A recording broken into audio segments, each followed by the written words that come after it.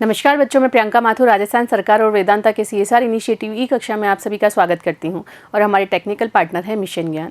बच्चों, हम पढ़ रहे हैं कक्षा 8 की गणित और हमने शुरू किया है अध्याय 15 आलेखों से परिचय। इससे पिछले वीडियो में हम प्रश्नावली 15.2 कंप्लीट कर चुके थे। आज हम हल करेंगे प्रश्नावली 15.3 के उदाहरण। तो देखते हैं उदाहरण पहला, उदाहरण नंबर 6 क्या दिया है देखिए, मात्रा तथा मूल्य। अब जब हमने चैप्टर 15 का परिचय पढ़ा था तब हमने देखा था कि मात्रा और मूल्य ऐसी दो चर राशियां हैं जिसके अंदर मात्रा तो कौन सा चर है, स्वतंत्र चर, और जो मूल्य है वह है आश्रित चर। क्या होता है स्वतंत्र चर और आश्रित चर?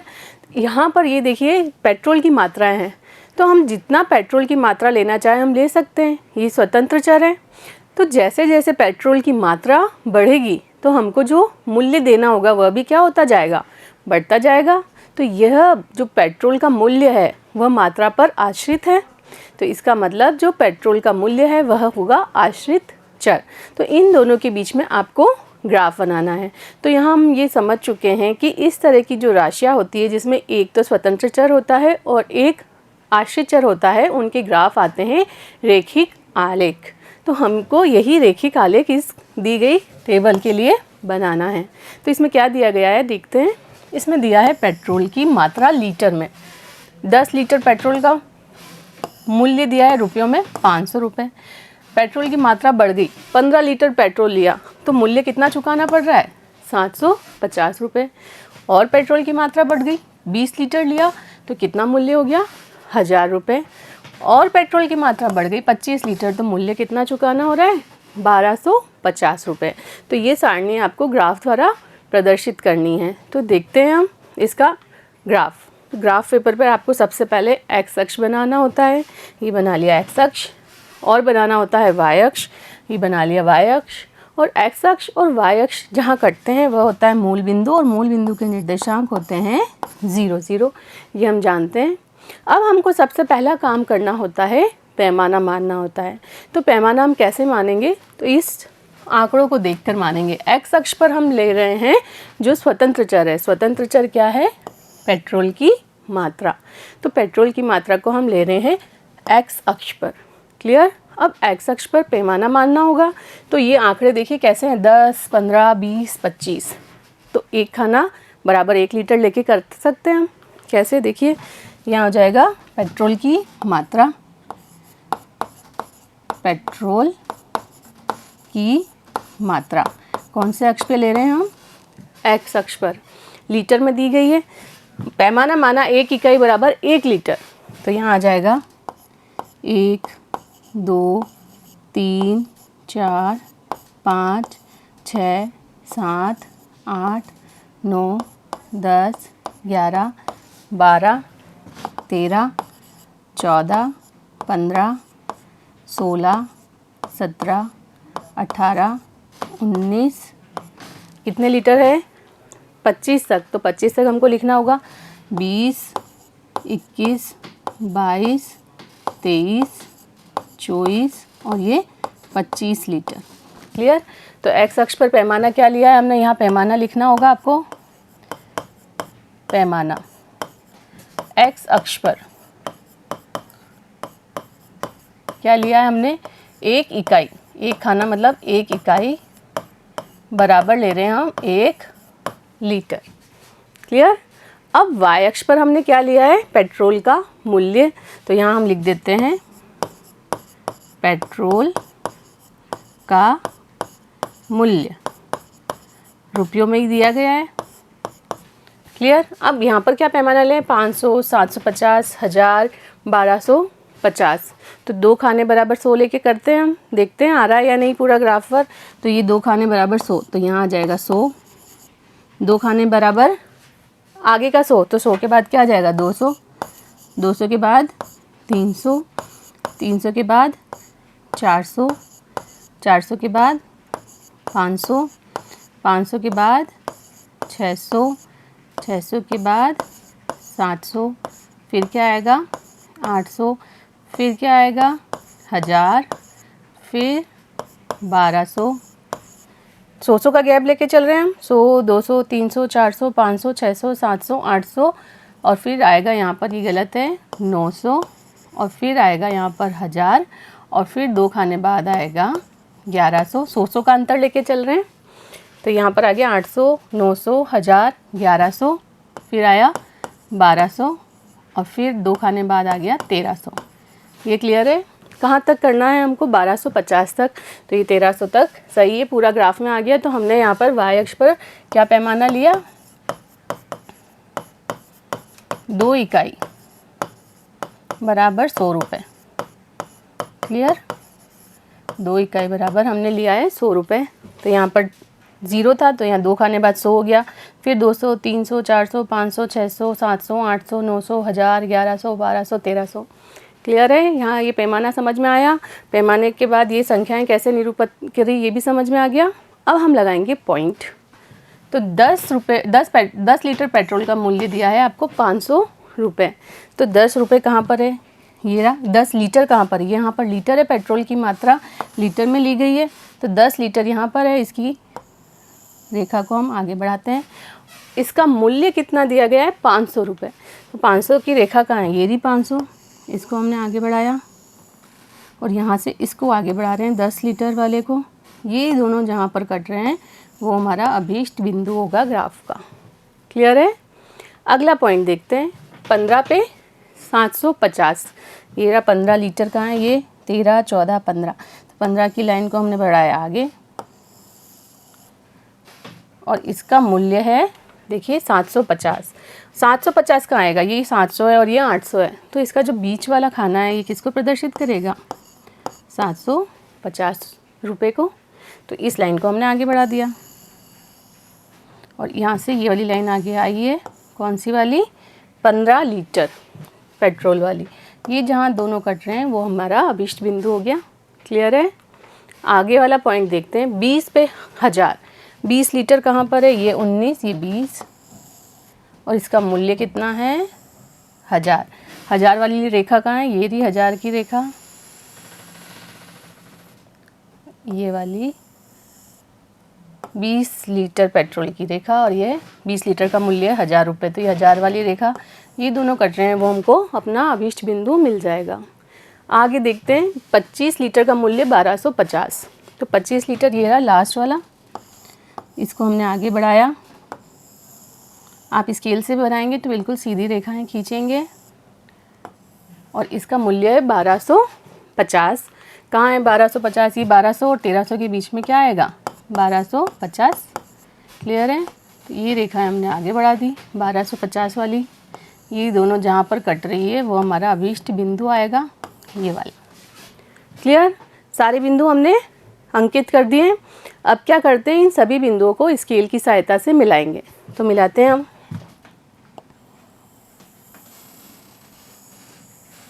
आप सीधी स्केल से बनाएंगे तो एकदम सीधी रेखा आएगी। तो ये हमारा अभीष्ट ग्राफ हमको प्राप्त हुआ। क्लियर है? इजी है? समझ में आया? तो सबसे पहले आपको ग्राफ पेपर पर मानना होगा ये पैमाना। ये पैमाना कैसे मानेंगे आप? आंकड़ों को देख के। तो हमने यहाँ पर लिया है 1 इकाई बराबर 1 लीटर और y अक्ष पर लिया है 2 इकाई बराबर 100 रुपये। फिर ये सारे अंकित कर दिए हमने ग्राफ पर आंकड़े और फिर पॉइंट जो जो दिया गया है ये सारे पॉइंट हमने ग्राफ पे लगाए और बाद में इन पॉइंट्स को स्केल की सहायता से मिला दिया। क्लियर? समझ में आया? चलते हैं अगले उदाहरण पर। उदाहरण नंबर 7 देखिए, मूलधन तथा साधारण ब्याज। तो ये भी हम समझ चुके हैं। मूलधन और साधारण ब्याज भी ऐसी दो चर राशियाँ हैं जिसमें एक राशि तो होती है, कौन सी होती है एक राशि? एक राशि तो होती है स्वतंत्र चर और एक होती है आश्रित चर। तो जो मूलधन है वह है स्वतंत्र चर। आपकी जितनी इच्छा आप बैंक से उधार ले सकते हैं वह आपका हो जाएगा मूलधन। और जैसे जैसे आप मूलधन बढ़ाएंगे उस पर लगने वाला जो साधारण ब्याज है वह बढ़ता जाएगा। क्लियर? तो ये साधारण ब्याज हो गया आश्रित चर। अब आपको यहाँ क्या दिया है? एक बैंक वरिष्ठ नागरिकों को उनके जमा धन पर 10% साधारण ब्याज देता है। दर आपको दी है 10% और साधारण ब्याज है। क्लियर? जमा धन तथा उस पर अर्जित वार्षिक साधारण ब्याज के संबंध को दर्शाने के लिए एक आलेख खींचिए। इस आलेख से निम्न ज्ञात कीजिए। अब आपको क्या करना है, जमा धन और साधारण ब्याज में ग्राफ बनाना है। और अभी हम समझ चुके हैं कि जमा धन और साधारण ब्याज कैसी चर राशियाँ हैं, एक स्वतंत्र चर है और एक आश्रित चर है। तो इनका ग्राफ कैसा आएगा, रेखिक आलेख आएगा। ये ग्राफ बनाने के बाद आपको इन 2 प्रश्नों के उत्तर देने हैं। तो सबसे पहला काम हम क्या करेंगे, देखिए हमको यहाँ पर कोई सारणी नहीं दी गई है, तो हम ग्राफ कैसे बनाएंगे। ग्राफ बनाने के लिए कुछ आंकड़े तो होने चाहिए। तो ऐसे वाले प्रश्नों में जो टेबल बनती है वह आपको खुद को बनानी है। तो कैसे बनाएंगे, देखिए हल। यहाँ तो हो गया जमा धन मतलब मूलधन, जमा धन, और इधर आ गया 1 वर्ष का साधारण ब्याज, 1 वर्ष का साधारण ब्याज। क्लियर। इन दोनों के बीच में एक टेबल बनानी है। अब जमा धन, तो देखिए आपको प्रश्न किस हिसाब से पूछा है, 250 रुपये जमा धन है। क्लियर। तो हम, और बाद में है ब्याज, तो हम क्या करते हैं, 100 रुपये से शुरू करते हैं। यदि जमा धन 100 रुपये है तो हम ब्याज निकाल लेते हैं। ब्याज का, साधारण ब्याज का सूत्र हम जानते हैं क्या होता है, P × R × T अपॉन 100, ये हम पढ़ चुके हैं। तो P यहाँ पर कितना है, 100, R दर कितनी दी गई है यहाँ पर 10%, तो ये आ गया R की जगह 10, T हमको पता है 1 वर्ष है तो 1 लिख देंगे, अपॉन 100 सूत्र का होता है। इसको हल किया, 100 से 100 कट गया, तो ये आ गया 10 रुपये ब्याज। क्लियर। ये 1 पॉइंट आ गया अपनी टेबल पर। दूसरा 200 रुपये के लिए निकाल के देख लेते हैं। ये हमने कर दिया 200 रुपये के लिए।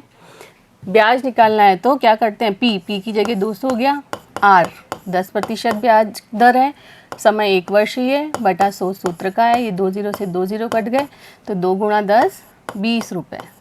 क्लियर। साधारण ब्याज कितना आया 1 साल का, 20 रुपये। क्लियर। तीसरा पॉइंट बनाना है अपन को अपने ग्राफ पर। अब हम लेके चलते हैं 300 रुपये के लिए। क्लियर है। तो मूलधन की जगह लिख दिया हमने अब 300 × 10 × 1 बटा 100। देखिए 2 0 से 2 0 कट गए, तो ब्याज की राशि कितनी आई, 30 रुपये। क्लियर है। आगे हमने ले लिया 500 रुपये, तो मूलधन की जगह हम लिख देंगे 500 गुणा, रेट तो वही है, दर तो वही है, समय 1 वर्ष है, ये सूत्र का 100, ये 2 0 से 2 0 कट गया, तो ब्याज की राशि कितनी आई, 50 रुपये। क्लियर।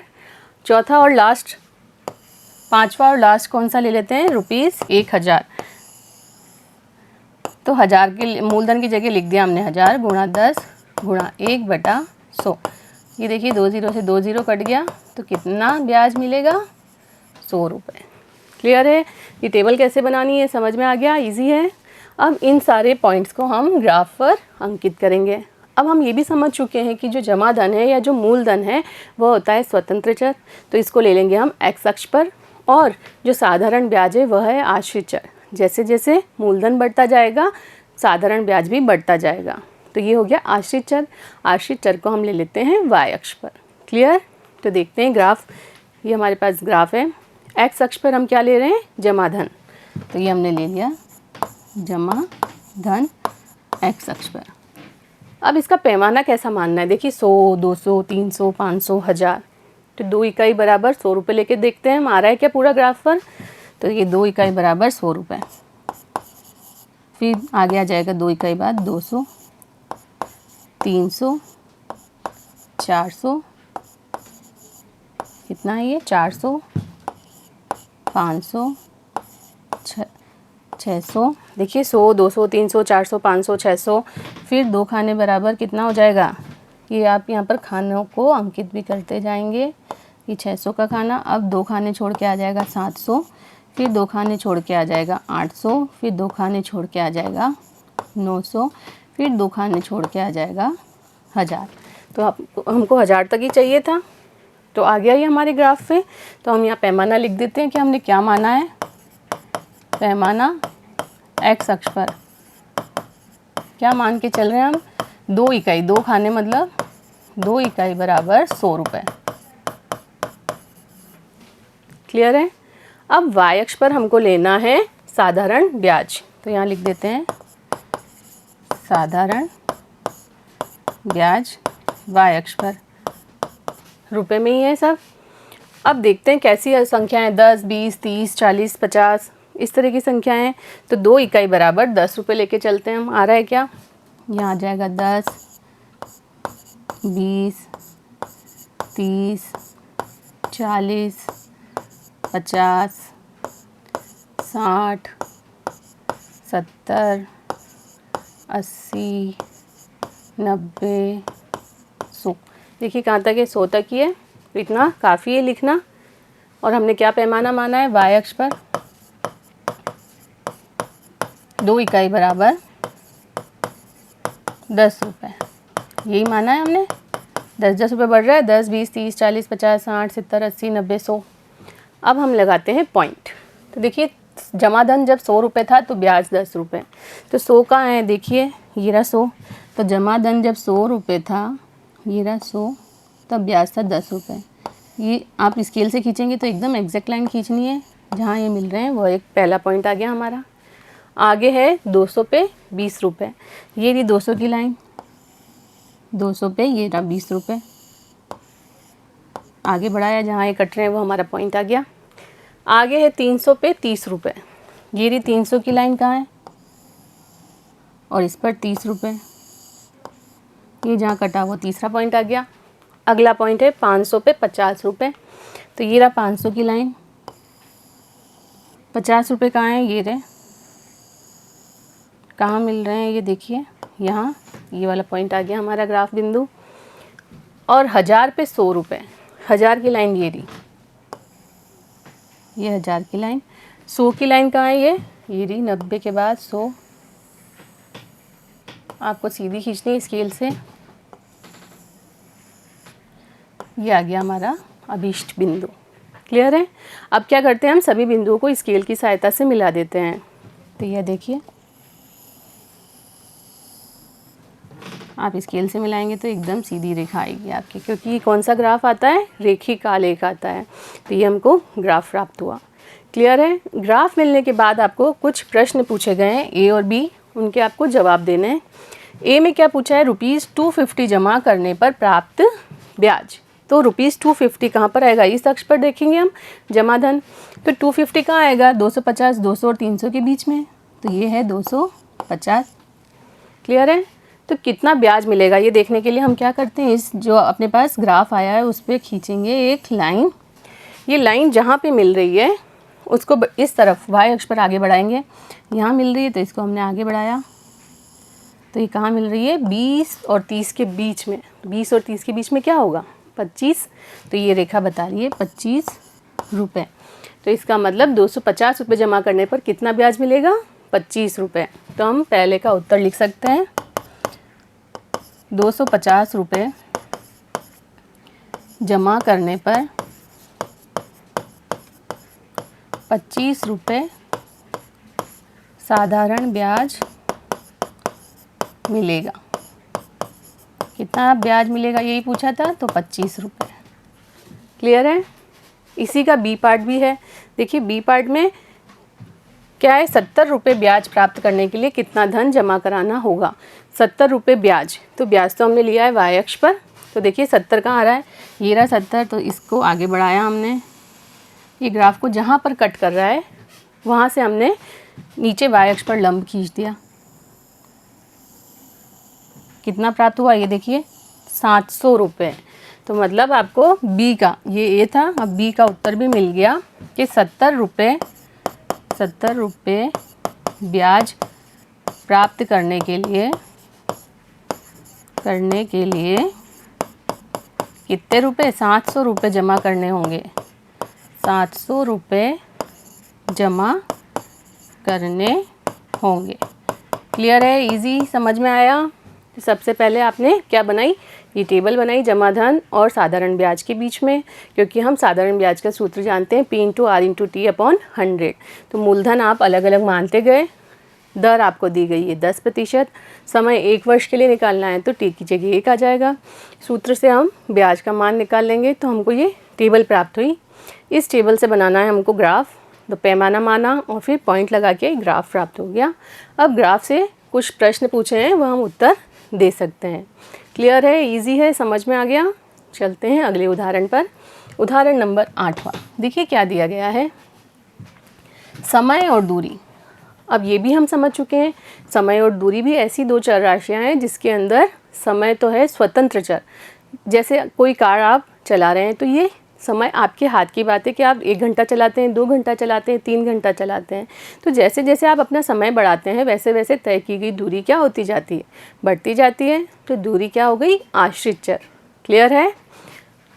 आपको समय और दूरी के बीच में ग्राफ बनाना है, तो जो कि क्या आएगा, एक रेखिक आलेख प्राप्त होगा। क्लियर है। तो इस पर आधारित उदाहरण है, अजीत लगातार 30 किलोमीटर प्रति घंटा की गति से स्कूटर चलाता है। उसकी चाल दी गई है आपको 30 किलोमीटर प्रति घंटा। इस स्थिति के लिए समय दूरी के बीच एक आलेख खींचिए, इस आलेख से ज्ञात कीजिए। और फिर आपको 2 प्रश्न पूछे गए हैं। तो यहाँ भी आपको कोई आंकड़े नहीं दिए गए हैं, तो ये टेबल आपको खुद को बनानी है जैसे अभी बनाई थी। क्लियर है। तो देखते हैं इसका हल। अब यहाँ पर 2 राशियाँ हैं, समय और दूरी। तो इस तरफ तो हम ले लेते हैं समय और इधर ले लेते हैं तय की गई दूरी। क्लियर। इन दोनों के बीच में एक टेबल आपके पास होनी चाहिए, तभी आप उनसे आप ग्राफ बना पाएंगे। क्लियर है। तो इसकी चाल आपको दी गई है 30 किलोमीटर प्रति घंटा। इसका मतलब 1 घंटे में कितनी दूरी चल सकता है, ये 30 किलोमीटर।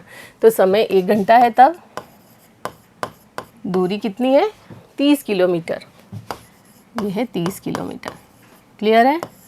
दूसरा पॉइंट, 2 घंटा, तो दूरी कितनी हो जाएगी, 30 और 30 60 किलोमीटर। ये आ गई 60 किलोमीटर। अगला तीसरा घंटा, 3 घंटे बाद कितनी दूरी कवर कर लेगा ये, फिर इसके अंदर 30 जोड़ देंगे तो आ जाएगा 90 किलोमीटर।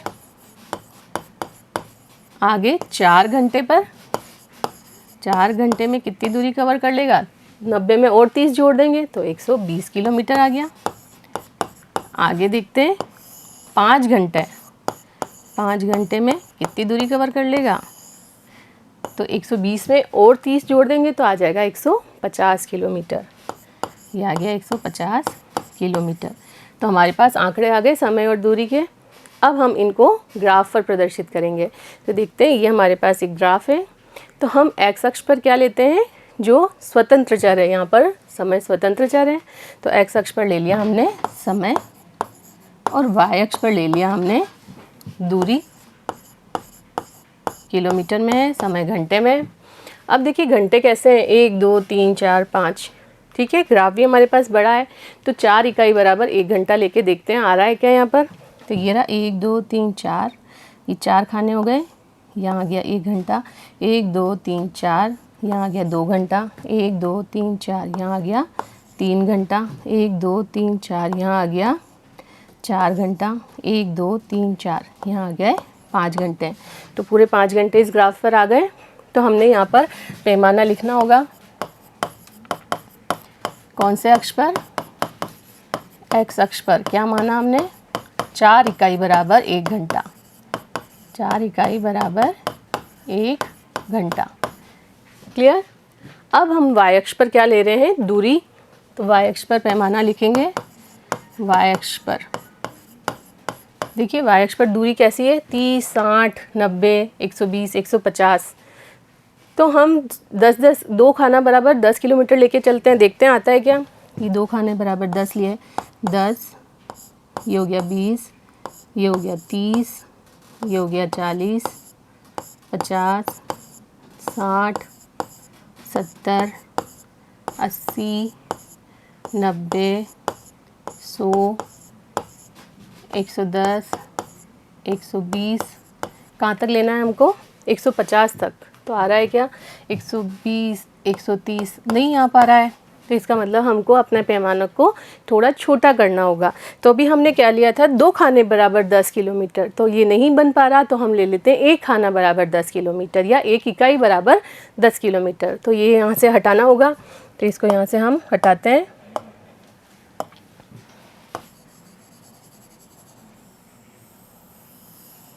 तो देखिए अब इसकी जगह हमने माना है अपना पैमाना 1 इकाई बराबर 10 किलोमीटर।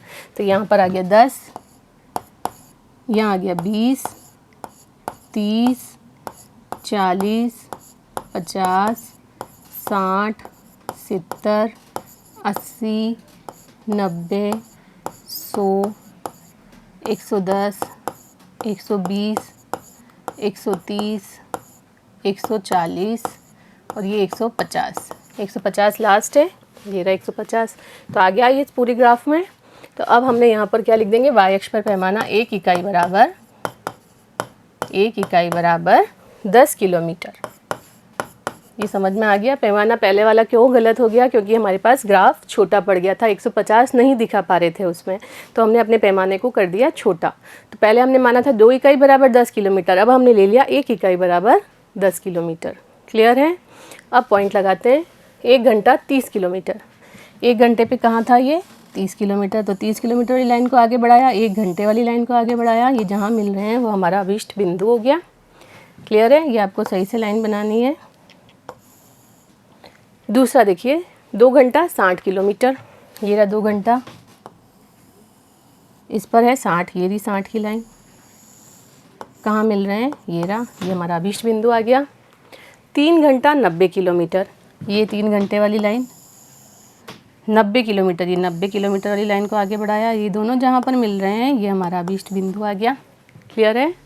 आगे देखिए, 4 घंटा 120 किलोमीटर। ये 4 घंटे वाली लाइन, इस पर है 120 किलोमीटर।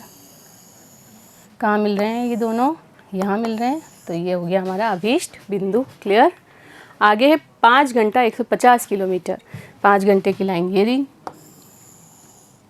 5 घंटे में कितनी दूरी चली है, 150 किलोमीटर। तो ये 150 किलोमीटर वाली लाइन को आगे बढ़ाया, ये दोनों जहाँ मिल रहे हैं ये हमारा अभीष्ट बिंदु आ गया।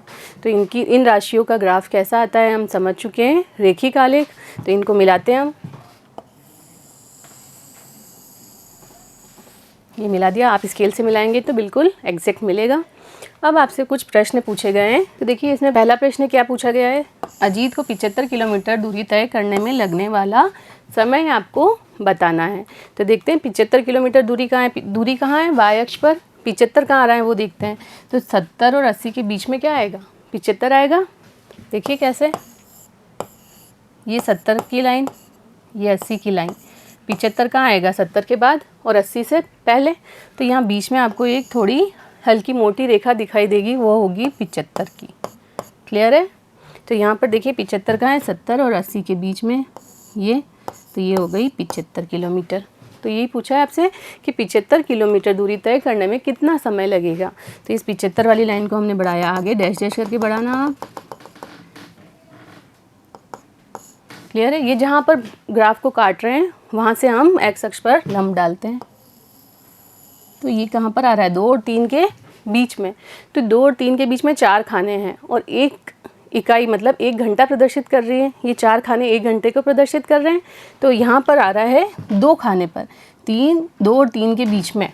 तो ये किसको प्रदर्शित करेंगे, 2:30 बजे या 2.5 घंटे को। किसको प्रदर्शित करेंगे, ये 2.5 घंटे। इसका मतलब 75 किलोमीटर दूरी तय करने में कितना समय लगता है, तो 2.5 घंटे का समय लगता है। 2 और 3 के बीच में कितनी बजेगी, 2:30। क्लियर है। तो ए का उत्तर क्या आ जाएगा, 2.5 घंटा। कितना समय लगेगा, 2.5 घंटा। क्लियर। इसी का सेकंड प्रश्न है, अजीत द्वारा 3.5 घंटे में तय की गई दूरी। तो 3.5 घंटे की लाइन कहाँ होगी, 3 और 4 के बीच में। 3 और 4 के बीच में 4 खाने हैं, तो 3.5 घंटे के लिए कहाँ आएगा, 3 के बाद 2 खाने। क्लियर है। जब 4 खाने 1 घंटा प्रदर्शित कर रहे हैं तो 2 खाने आधा घंटा प्रदर्शित करेंगे। तो ये हो गई 3.5 घंटे की लाइन। इसको हमने आगे बढ़ा दिया। ये ग्राफ को कहाँ काट रहे हैं वो देख लेते हैं हम। ये ग्राफ को जहाँ काट रहे हैं वो आपको मिलाना है। तो ये आ रहा है यहाँ पर। क्लियर। ये लाइन कहाँ है, देखो 100 और 110 के बीच में। 100 और 110 के बीच में क्या आएगा, 105 आएगा। तो इसका मतलब कितना, 3.5 घंटे में कितनी दूरी चलेगा, 105 किलोमीटर। तो यहाँ हम लिख देंगे बी का उत्तर 105 किलोमीटर। क्लियर है, समझ में आया। ये यहाँ से हटाते हैं।